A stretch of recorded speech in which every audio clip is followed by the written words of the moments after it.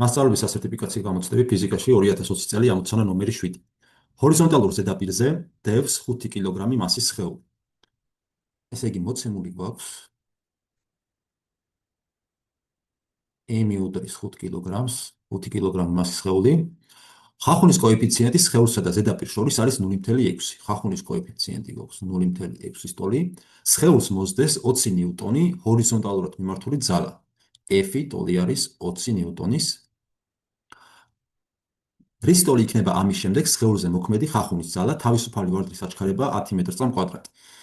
ესე იგი ჟ ჩათვალეთო 10 მეტრ/წამ კვადრატის ტოლადო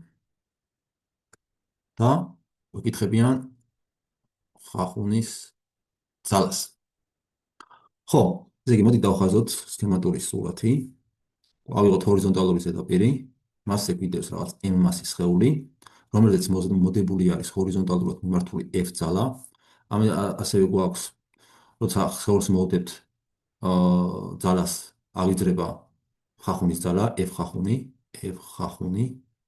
და მოდი დავწეროთ მაქსიმალური მნიშვნელობა ხახუნის.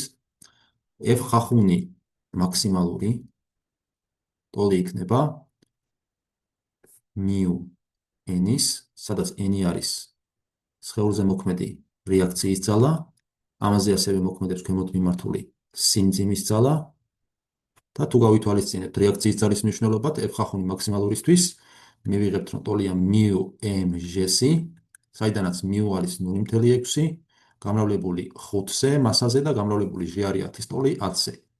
ესე იგი, ხახუნის მაქსიმალური ძალა, რომელიც შესაძლებელი არის სხეულზე მოდების შემთხვევაში აღიძრას, ტოლი იქნება 30 ნიუტონის. ახლა ეს იმას არ ნიშნავს, რომ რა ძალაც გინდა მოვდოთ, აუცილებლად ხახუნის მაქსიმალური მნიშვნელობა ტოლი იქნება 30 ნიუტონის. საქმე ისაა, რომ მაგალითად თუ სხეულს ძალას არ მოვდებთ, შესაბამისად ხახუნი ამ შემთხვევაში არ გვექნება. ხახუნი აღიძრება მხოლოდ და მხოლოდ იმ შემთხვევაში, თუ სხეულზე რაღაცა ძალით მოქმედებთ. ხახუნის ძალის საპირისპირო მიმართულების ძალით. ახლა ჩვენ გვითხრეს, რომ f-ი ტოლი არის 20 ნიუტონის. ახლა რადგანაც f-ი ნაკლები არის f ხახუნის მაქსიმალურ მნიშვნელობაზე, შესაბამისად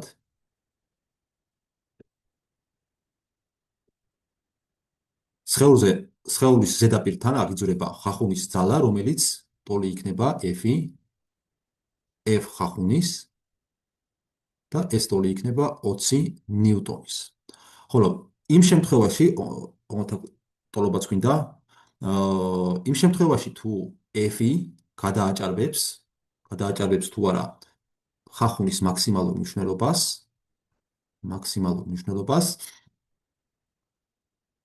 სხეული დაიწყებს მოძრაობას და შესაბამისად, ეხლა თუ სხეულზე მაგალითად f-ი უდრის 60 ნიუტონ ძალას მოვდებთ, ნუ ცხადია ხახუნის ძალა, რადგანაც მაქსიმალური ხახუნის ძალა 30 ნიუტონი არის, ამას ვერ გადააჭარბებს ხახუნის ძალა, შესაბამისად მაქსიმალური მნიშვნელობა, რომელიც ხახუნის ძალამ შეიძლება მიიღოს, არის 30 ნიუტონის ტოლი. აი მოდით დავხაზოთ კოორდინატთა სისტემაში ეს იყოს f წევის ძალა, აქ გქონდეს გადავზომოთ f ხახუნის ძალა, აქ არის 10 ნიუტონი დაუშვათ, აქ 20, აქაც 30. აქაც 10, 20 და 30. ახლა როგორც ვთქვით, რა ძალითაც მოვდებთ, თუ f წევის ძალა ნაკლები არის ხახუნის მაქსიმალურ მნიშვნელობაზე, ამ შემთხვევაში რა ძალითაც მოვდეთ, ხახუნის ძალაც იმ ძალით გვიპასუხებს, შესაბამისად 30-მდე ამ გრაფიკს ექნება აი ასეთი ფორმა, მოდი ცოტა უკეთესად დავხაზოთ. აი ასე და იმ წამსვე დროის ძალიან მცირე მონაკვეთში, როგორც კი წევის ძალა გადააჭარბეს ხახუნის მაქსიმალურ მნიშვნელობას, ეს გავა ნაჯერობაზე. ახლა აქ როგორც ხედავთ, გადასვლა არის მტკისიერი ამ გრაფიკზე. ცოტა იდეალიზებული შემთხვევა არის, რადგანაც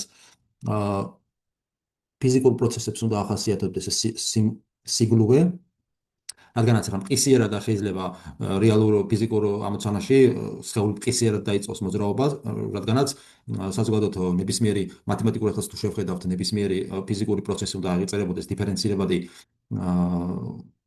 განტოლებებით, ანუ შესაბამისად ეს გრაფიკი ყველა წერტილში დიფერენცირებადი უნდა იყოს და ამ წერტილში დიფერენცირებადობა, ანუ სიგლუვე, გადასვლის სიგლუვე არ გვაქვს. უფრო სწორი იქნებოდა ცოტა აი აქ სიგლუვესაც თუ გავითვალისწინებთ, თუმცა იდეურად პროცესს ეს გრაფიკიც შესანიშნავად აღწერს.